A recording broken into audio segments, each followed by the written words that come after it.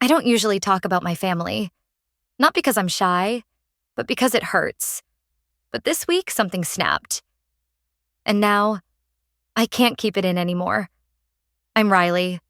I'm 35. I live in Seattle, but I grew up in rural Kentucky, where everyone knows everyone and folks still bring you pies when someone dies. I was the middle child, always the independent one, which is code, apparently, for not the favorite. 3 years ago, after Mom had her second heart scare, I flew home to take care of everything. Avery, my baby sister, was overwhelmed, and Tom, our older brother, hasn't shown up for a single family emergency since 2012. So I did what any decent daughter would do. I dropped my clients, broke my lease, and moved into Mom's house for 6 months. I cooked. I handled insurance calls. I negotiated with the cardiologist when Mom got hit with an out-of-network bill. I helped her bathe when she couldn't lift her arms. I even stayed up till 3 a.m., Googling medication interactions. I did all of it quietly. I never expected praise. But I sure as hell didn't expect what came next. When Mom was finally stable, she told me she wanted a place of peace. Somewhere green and quiet where she could plant vegetables and breathe. I knew the perfect spot. A rundown 2-acre property near the old county line with a creek and big oak trees and just enough space for her dream garden. It was listed at $148,000, cash only. So I sold the condo I'd worked my ass off to buy in Seattle. It was nothing fancy, just a 1-bed walk-up, but it was mine. I sold it, added $12,000 from my savings, and bought that land outright. In Mom's name. She cried when I gave her the deed. Hugged me like she hadn't since I was a kid. Said she didn't know how to thank me. I told her she already had, just by being alive. I meant it. That was the last time I felt like a daughter. Life picked up again. I went back to Seattle, took on new clients, got my career back on track. We still called once a week, but something shifted. Calls got shorter. Avery started answering for Mom. "She's resting," she'd say. Or, "She's with her garden club." Then, 3 months ago, I went back for a visit. I hadn't seen the land since we signed the papers. I was excited. I even bought Mom a new pair of garden shears, wrapped them up in tissue paper like a kid bringing home a crayon drawing. But when I pulled into the gravel driveway, something felt off. The mailbox said, "The Avery Retreat." The welcome sign on the fence said, "Wellness starts with roots." There were cars in the grass, tents, hammocks, and people. Strangers, young women mostly, drinking green smoothies and doing yoga by the creek. I walked up the porch steps and knocked. Avery answered. "Oh," she said, blinking at me like I was a Jehovah's Witness. "Didn't know you were coming?" I asked where Mom was. "She's resting," she said again, and didn't move to let me in. Behind her, I saw the kitchen I'd remodeled with my own 2 hands, the cabinets I'd painted, the butcher block island I'd paid for. All of it, now a smoothie bar.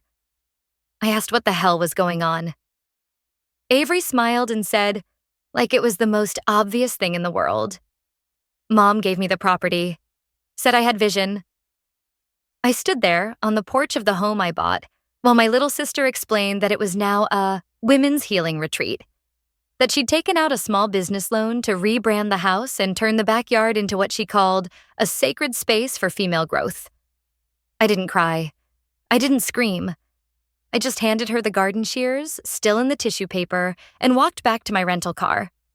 That night, in a cheap motel outside town, I opened my laptop, pulled up the county records, and there it was, my name, still listed as the financial guarantor for the original property lien. Except now, there was a second name on the deed, Avery's, next to the words, "Transferred as personal gift, no financial exchange, family consideration clause." I stared at the screen until it blurred. Then I did what I always do when I'm cornered. I started a folder. I wasn't sure yet what I was going to do, but I knew this wasn't the end. They may have turned my gift into a business, but they forgot one thing. The land may be hers now, but the debt? That still has my name on it. And I never walk away from what I paid for. After that night in the motel, I didn't sleep. Not really. I just lay there, staring at the ceiling, listening to the cheap HVAC unit click on and off again and again like it was mocking me. All I could think was, how long had they been planning this? I wasn't angry yet. Not really. I was stunned. Hollow. Like someone had carved me out from the inside and left just the skin standing. I'd worked my whole damn life to be the responsible one, the one who didn't need help. And the one time I gave something big, something real, they turned it into a punchline. That morning, I drove back to the property. I wasn't sure why. Maybe I needed proof that it wasn't just a nightmare. Maybe I just wanted someone, anyone, to look me in the eye and admit what they'd done. When I pulled up, there were even more cars parked in the grass. The whole place looked like a Pinterest board threw up on it. Macrame swings, solar-powered fairy lights. A chalkboard that read, "Welcome, Wild Women Weekend Participants." It made my stomach turn. I didn't go inside. I couldn't. I just sat in the car, hands clenched on the steering wheel, watching strangers walk across land I bought for my mother, laughing, sipping lemon water out of mason jars, acting like they belonged. At some point, I texted Avery. "We need to talk. This isn't okay." She didn't reply. Instead, 10 minutes later, I got a text from Mom. "You're causing stress, Riley. Please stop." That's when the pain turned to something else. A sharp, hot anger that pulsed at the base of my skull. Because now it was clear. It wasn't just Avery. Mom was in on it. I could have handled being used. I could have even forgiven Avery, maybe, for being an entitled little brat who thought vision meant stealing what someone else built. But Mom? She was supposed to be the reason I did it all in the first place. I drove away shaking, gripping the wheel so hard my knuckles cracked. I didn't go to the motel. I went straight to the county clerk's office. I needed to see the paperwork with my own eyes. The clerk, an older woman with purple glasses and the energy of someone who'd seen every family drama under the sun, pulled the file for me without asking questions. She slid it across the desk like she was handing me a divorce decree. And there it was. Transfer of deed. Filed by Mom. Notarized at Avery's school. Signed, Gift of Love and Trust. I swallowed hard. My name wasn't even mentioned. Not once. I was the one who paid for that land. I was the one who gave it to Mom. And now, I was legally erased. Like I never existed. I walked out of that office dizzy, humiliated. The kind of hurt that doesn't make noise, but leaves bruises just the same. I sat in my rental car for what felt like hours, just breathing through the betrayal, trying to decide what to do next. Should I sue? Expose them online? Drive back to Seattle and never look back? But then I remembered something. A couple years ago, after Mom's first heart surgery, she'd asked me to help her refinance one of her old medical bills. The bank required someone with solid credit to co-sign a low-interest lien using the new property as partial collateral. At the time, I didn't think twice. It was for her. And now, that lien was still active. And guess whose name was on the hook? Mine. So, not only had they stolen the land, they'd done it while leaving me responsible for $36,000 of secured debt. That's when the panic started to set in. If Avery defaulted on anything, or if her little retreat went under, creditors would come after me. I opened my phone, found the bank's mobile app, and logged in. The loan was still listed as current. But there was a note. Avery had applied for an expansion just 3 weeks ago. And the collateral? Still listed under my name. That's when everything snapped into place. The retreat. The rebrand. The Instagram page Avery started posting on that suddenly had thousands of followers. She wasn't just playing house. She was building a business. A legal business. On my back. And if she went down, she'd drag me with her. That night, I didn't cry. I called a friend back in Seattle who's a lawyer. I sent her every document I had. And while I waited for her reply, I created a spreadsheet with names, with dates, with debts. Because if they wanted to act like I didn't exist, they were about to find out just how real I could get. And the first person I planned to talk to was the woman who signed it all away with a smile. My mother. I pulled up to the house on Christmas Eve. No warning, no text. Just me, a rental car, and a folder full of papers in the passenger seat that could legally blow their little fantasy to hell. The driveway was lined with solar lights now, blinking red and green like some kind of eco-friendly apology. The porch had been redone in reclaimed wood. There was a wreath on the door made of eucalyptus. Of course. I took a deep breath and knocked. It was Avery who answered, wearing linen pants, no shoes, holding a mug that said, "Breathe, babe." She blinked at me like I was a stranger. "What are you doing here?" I didn't smile. "I came to see Mom." "She's resting," she said, same robotic line as before. I stepped forward. "I'm not leaving." Her expression didn't change. "Well, she doesn't want to see you." And then she shut the door in my face. Not slammed. Just a calm, practiced click, like I was a solicitor trying to sell solar panels. I stood there for a second, listening to the muffled sound of kettle water boiling inside the home I'd paid for. Something in me cracked. I didn't knock again. I walked around the side of the house and straight into the backyard. There were string lights everywhere now, strung between trees I'd once helped prune. A deck had been added. The same deck Mom used to dream about but said was too expensive. Avery built it.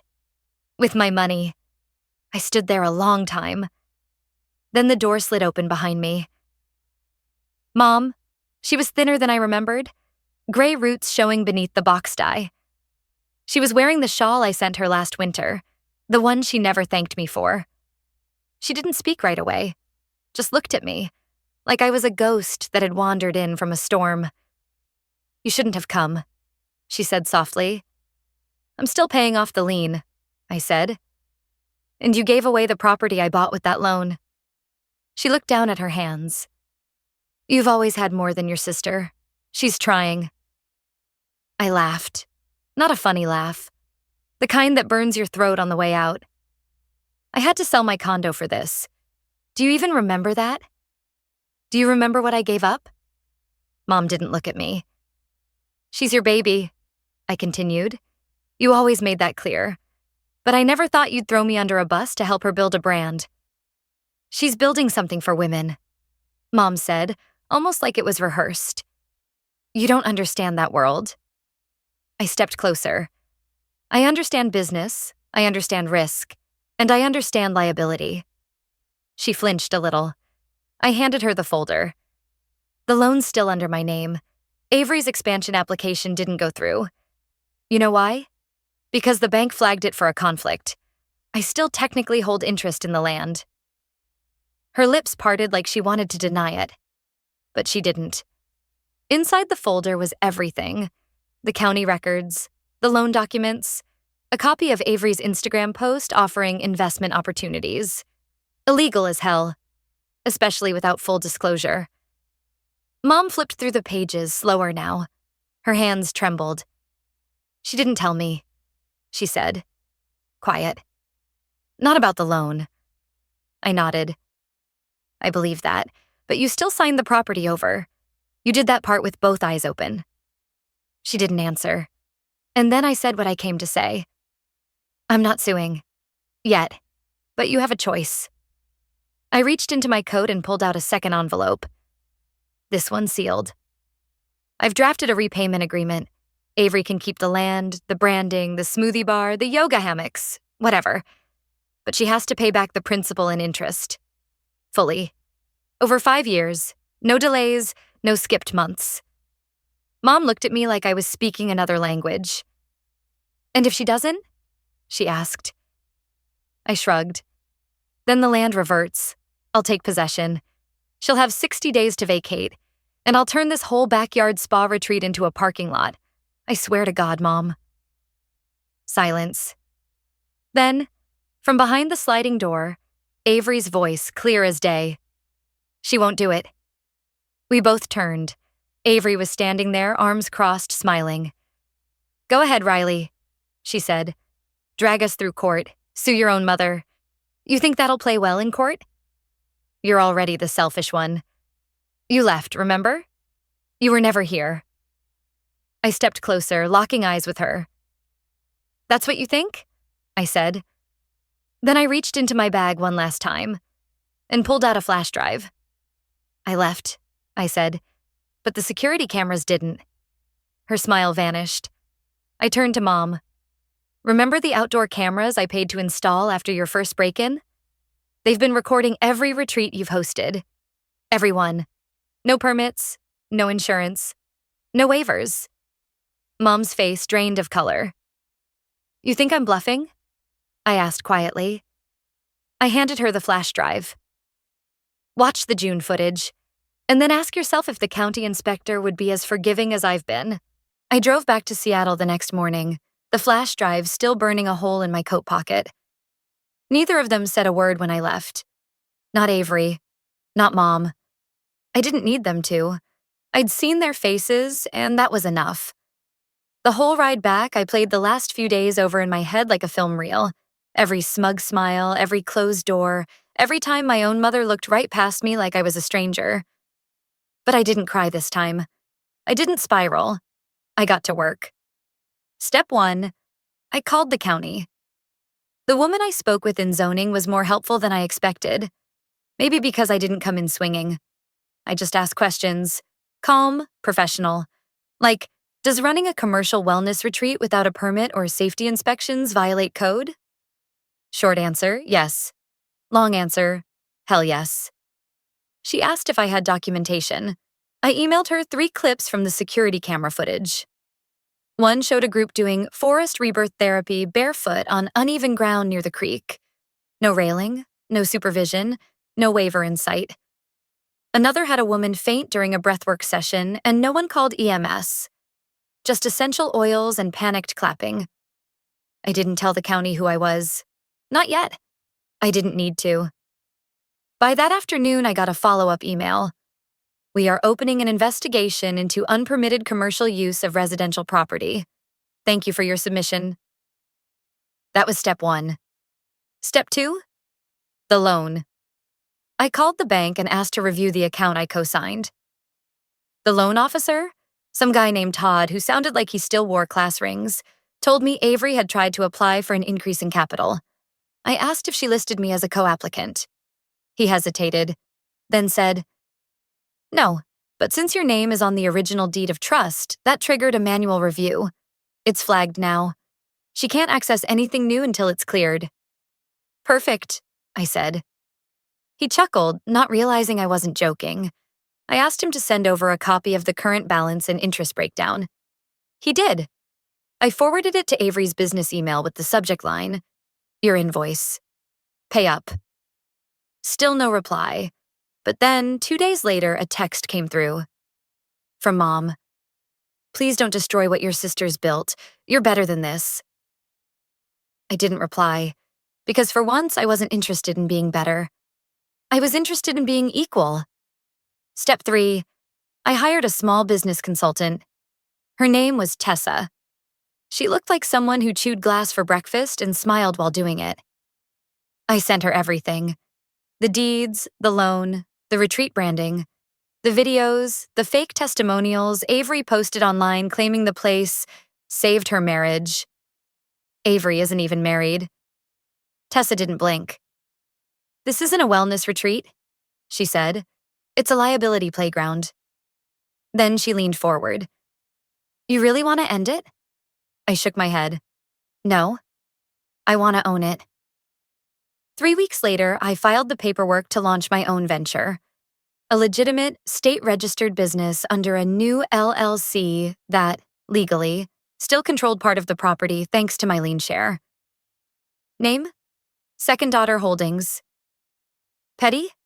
Maybe. Accurate? Absolutely. I didn't tell Avery. Not yet. I wanted her to find out the way I had. In public, so I waited. I let the county do their thing. Let the bank keep her frozen. I watched her Instagram posts slow down, then stop. Retreat dates postponed, refunds being processed. And then one day I got a notification. She'd posted again. Important update. Riley is taking legal action against this space. Please respect our family's privacy. She tagged me, publicly. She thought she could turn it into a sympathy play. Paint me as the jealous, bitter older sister attacking her healing mission. It might have worked. Until I replied. With a screenshot of a cease and desist letter followed by a quiet line of text. Let's tell them about the unpaid debt, Avery. The post was gone in under an hour, but the comments had already started. And then came the twist.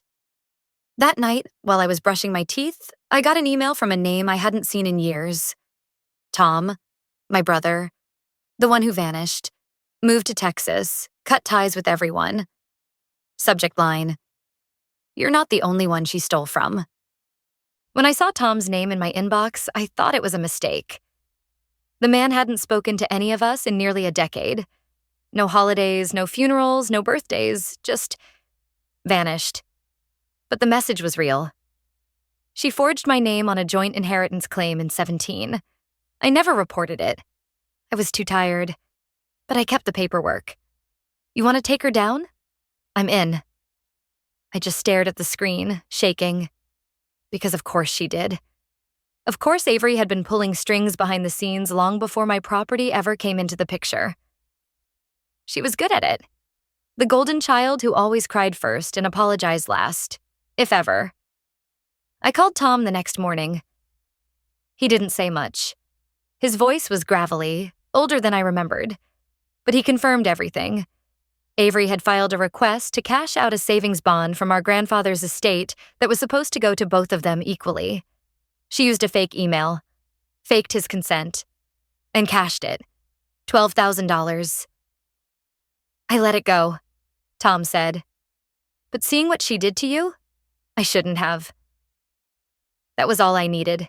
With his affidavit, plus the zoning violations, the frozen bank account, and my share of the lien. The case was airtight. I gave Avery one last chance. I emailed her. Subject line, final terms. Inside was a simple proposal. Sign the land back to me. Withdraw all business operations from the property. Issue a public statement admitting misrepresentation of ownership. No criminal charges, no lawsuit. Just walk away. She had 72 hours. She didn't reply. But Mom did. You've humiliated us enough. This isn't what family does. I didn't answer. Because what family does, apparently, is steal, lie, and gaslight. What I was doing? That was called accountability. On the 73rd hour, I filed the lawsuit. I attached Tom's affidavit. I submitted the business violations to the state attorney's office. And I made one quiet call to a local reporter I knew who'd been following shady wellness retreats in rural areas. She took the story. 3 weeks later, it ran.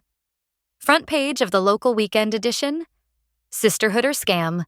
The legal collapse of a backyard wellness empire. The fallout was fast. Sponsors dropped.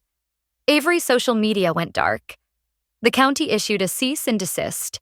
The zoning office fined her $18,000. And the bank? They seized her business account. Mom stopped returning my calls, but I didn't chase her this time. I had nothing left to prove. Instead, I walked the property for the first time in almost a year. Alone. Cold wind sweeping through the trees I once dreamed Mom would plant tulips under. The deck was empty. The hammocks were gone. The signs stripped off the porch. And the mailbox? I took it down myself. Back in Seattle, I transferred the land into a new trust, one that can never be sold, only passed down. And I put Tom's name on it, too. He didn't ask me to, but I knew it mattered. 1 week later, I got a letter. Not from Avery, not from Mom, from one of the retreat guests. A young woman who'd been at the Wild Women Weekend. She said Avery had made them sign NDAs, had shamed her for asking about safety procedures, had used my story, my name, as an example of jealous energy trying to destroy female spaces. She ended the letter with, "Whatever you do next, just know some of us saw through her. And we're rooting for you." I cried for the first time in months, not out of grief, out of release. Looking back, here's the truth no one tells you. Sometimes closure isn't about forgiveness. It's about reclaiming the ground they buried you under, then planting something better. If you've ever been the scapegoat in your own family or watched someone rewrite your story while smiling through it, I hope this gave you some air. If you've been there, if you're there right now, drop a comment. Tell me what helped you survive it.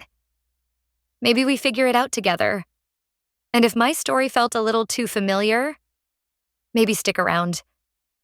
I've got more where this came from. And this time, no one's shutting the door in my face.